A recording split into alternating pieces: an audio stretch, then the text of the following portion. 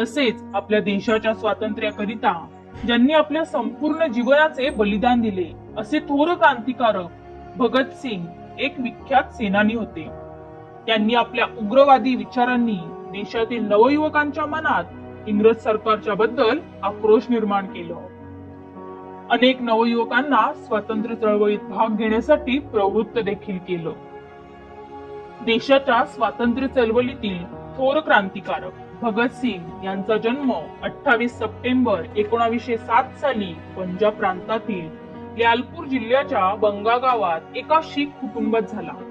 त्यांचे संपूर्ण कुटुंब भारताच्या स्वातंत्र्यासाठी लढा देत होते. खरं तर त्यांचा जन्म क्रांतिकारी कुटुंबातच झाला होता. घरातील देशभक्तिमय वातावरणामुळे देशाच्या स्वातंत्र्याप्रती निष्ठा भगतसिंग यांच्या मनात लहानपणापासूनच होती. त्यांच्या आईचे नाव विद्यावती तर वडिलांचे नाव किसन सिंग होते. भगतसिंग यांच्या जन्माच्या वेळी त्यांचे वडील किसन सिंग आणि काका अजित सिंग यांची जेलमधून सुटका झाली, म्हणून त्यांच्या आजीने त्यांचे नाव भागतवाला असे ठेवले. पुढे त्याचे भगतसिंग झाले. भगतसिंग यांच्या परिवारातील काही व्यक्ती सरदार रणजित सिंग यांच्या सैन्यात होते, तर काही सामाजिक कार्यांमध्ये सक्रिय होते. त्यांचे आजोबा अर्जुन सिंग हे स्वामी दयानंद सरस्वती यांच्या हिंदू सुधारणावादी चळवळीत असून आर्य समाजाचे सदस्य होते. या शीख कुटुंबावर आर्य समाजाचा प्रभाव होता. आपल्या वयाच्या इतर शीख मुलांसोबत भगतसिंग कधीच शाळेत गेले नाही, कारण त्यांच्या आजोबांना त्या शाळेतील व्यक्तींची इंग्रज सरकारप्रती असणारी निष्ठा मान्य नव्हती. भगतसिंग आपल्या परिवारातील लोकांसोबत राहून देशाच्या स्वातंत्र्याकरिता होणाऱ्या घडामोडींकडे बारकाईने लक्ष देत असत. भगतसिंग हे लहानपणापासूनच आक्रमक स्वभावाचे होते. पुस्तकांची त्यांना फार आवड होती. लहानपणी भगतसिंग सैन्य आणि युद्धकलेचा अभ्यास करणारे खेळ खेळत असत. त्याचप्रमाणे लहानपणी त्यांच्या जीवनात अनेक अशा गोष्टी घडल्या ज्यामुळे भगतसिंग धाडसी, निडर व पराक्रमी बनले. त्यामधील 1919 साली घडलेली जालियनवाला बाग हत्याकांड प्रकरण भारताच्या इतिहासातील अत्यंत क्रूर घटना. रॉलेट कायद्याचा निषेध संपूर्ण भारतभर होत होता. मित्रांनो, रॉलेट कायदा म्हणजे काय?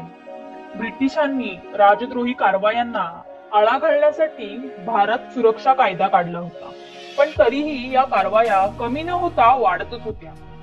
जनतेच्या राजद्रोही वृत्तीला आळा घालण्यासाठी व त्या हालचाली रोखण्यासाठी मिस्टर रॉलेट यांच्या अध्यक्षतेखाली एक समिती नेमली. या समितीने 1919 साली 2 महत्वपूर्ण कायदे केले. त्यामधील राजद्रोही व्यक्तींवरील खटला उच्च न्यायालयाच्या न्यायालयात मुक्तपणे चालेल व दिलेल्या निकालाविरुद्ध अपील करता येणार नाही, जामीन मिळणार नाही, आपले राहते ठिकाण परवानगीशिवाय सोडता येणार नाही, पोलीस कचेरीमध्ये रोज हजेरी लावणे, एवढंच नाही तर फक्त संशयावरून त्या व्यक्तीस अटक करणे, राहत्या घराची झडती घेणे यांसारखे व्यक्ती स्वातंत्र्यावर गदा आणणारे कायदे म्हणजेच रॉलेट कायदे.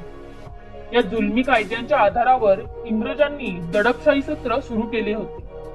पंजाबमध्ये या प्रकरणावरून संघर्ष टोकास गेला. सरकारने दडपशाहीचा मार्ग स्वीकारत धरपकड सुरू केली. जनता मात्र या दबावाला बळी न पडता निषेध मोर्चे, हरताळ चालूच ठेवले. 13 एप्रिल 1919 रोजी पंजाबमधील जनतेने रॉलेट कायद्याचा निषेध व भारतीय नेत्यांना केलेल्या अटकेचा निषेध म्हणून जालियनवाला बाग येथे निषेध सभा आयोजित केली. हजारो लोक या सभेला हजर होते. सभेच्या ठिकाणी जाणारा एकच अरुंद मार्ग होता आणि बाकी सर्व बाजूंनी पटांगण बंदिस्त होते. सभा सुरू असताना जनरल डायर या इंग्रज अधिकाऱ्याने अचानक जमावावरती गोळीबार सुरू केला. जवळजवळ 1600 फैरी झाडल्या. दारुगोळा संपेपर्यंत शेकडो लोक मृत्युमुखी पडले होते. हजारो जखमी झाले होते.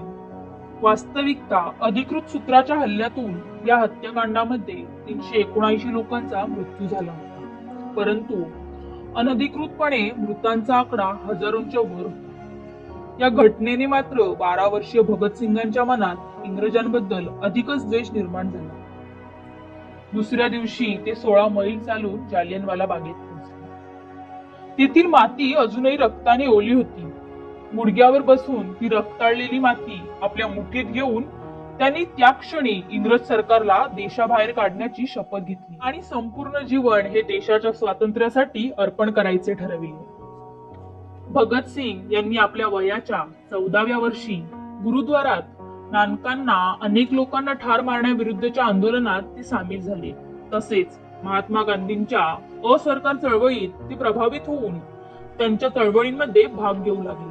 परंतु चौरी चौरा हत्याकांड 4 फेब्रुवारी 1922 रोजी ब्रिटिश भारतात संयुक्त राज्यामधील गोरखपूर जिल्ह्यातील चौरी चौरा येथे घडले. जेव्हा असरकार चळवळीतील सहभागी आंदोलकांचा एक मोठा गट पोलिसांशी भिडला, प्रत्युत्तरादाखल आंदोलकांनी हल्ला केला आणि पोलीस स्टेशनला आग लावली. या घटनेत 3 नागरिक आणि 22 पोलिसांचा मृत्यू झाला. हिंसाचाराला तीव्र विरोध करणाऱ्या महात्मा गांधींनी या घटनेचा परिणाम म्हणून 12 फेब्रुवारी 1922 रोजी राष्ट्रीय स्तरावर असरकार चळवळ बंद केली. गांधीजींचा हा निर्णय भगतसिंगांना आवडला नाही. अनेक क्रांतिकारांनी तर प्रत्यक्षपणे याला विरोध केला. असहकार चळवळ यशाच्या वाटेवर असताना त्यांनी ही चळवळ बंद केल्यामुळे भगतसिंगांची अहिंसेच्या मार्गाबद्दल भ्रमनिराशा झाली. त्यानंतर ते युवा क्रांतिकारी चळवळींमध्ये सामील झाले. ब्रिटिश सरकारचा हिंसक मार्गाने पाडाव करण्याच्या विचारांचे ते समर्थक बनले. भगतसिंग यांनी चंद्रशेखर आझाद यांच्या सोबत मिळून 9 सप्टेंबर 1925 साली हिंदुस्थान सोशलिस्ट रिपब्लिकन असोसिएशन म्हणजेच HSRA ची स्थापना केली. त्यांच्या सहकार्याला लाला लजपत राय सुद्धा होते.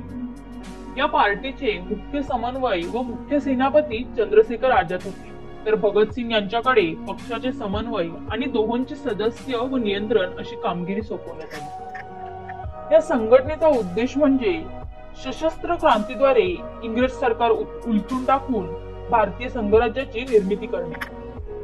1928 रोजी जेव्हा सायमन कमिशन भारतात आला, त्याच्या निषेधार्थ संपूर्ण देश पेटला होता. सायमन गो बॅक च्या घोषणा देऊन क्रांतिकारकांनी आंदोलने सुरू केली. या निषेधाचे नेतृत्व पंजाबी सिंह लाला लजपत राय यांनी केले.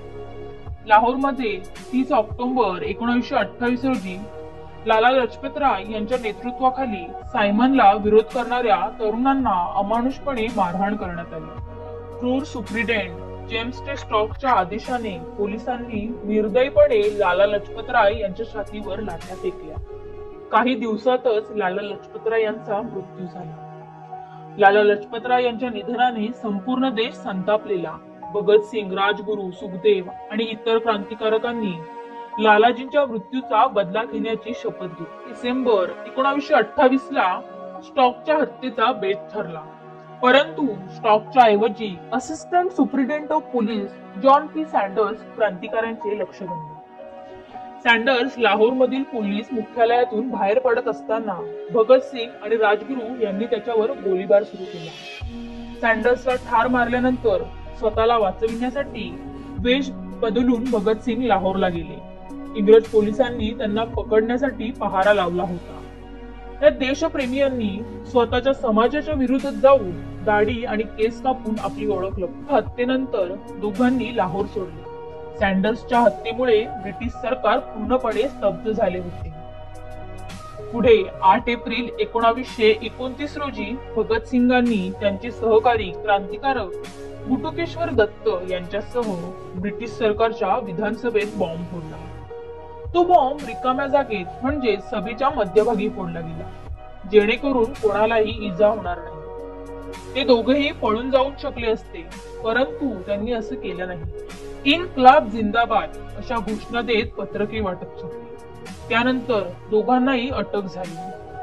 भगतसिंगांनी भारतातील लोकांना आणि ब्रिटिशांना दाखवून दिले की एक भारतीय काय करू शकतो. पुढे भगतसिंग, राजगुरू आणि सुखदेव यांच्यावर खटला चालवण्यात आला. त्यानंतर त्यांना 23 मार्च 1831 साली फाशीची शिक्षा सुनावण्यात आली. भगतसिंगांनी तुरुंगात खूप यातना सहन केल्या. त्यावेळी भारतीय कैद्यांना इंग्रज चांगली वागणूक देत नसत. भगतसिंग यांनी तुरुंगात सुद्धा चळवळ सुरू केली, अन्न पाण्याचा त्याग केला. त्यांना जबरदस्तीने इंग्रज सरकार खायला लावत, परंतु त्यांनी शेवटच्या श्वासापर्यंत हार मानली नाही. 23 मार्च 1931 साली भगतसिंग, राजगुरू आणि सुखदेव या तिघांना फाशीची शिक्षा देण्यात आली आणि भारतीय स्वातंत्र्य लढ्यातील सशस्त्र क्रांतीचा अध्याय सुरू झाला. मित्रांनो, भगतसिंग हे खरे देशभक्त होते. भगतसिंग यांच्या पवित्र स्मृतीस विनम्र अभिवादन.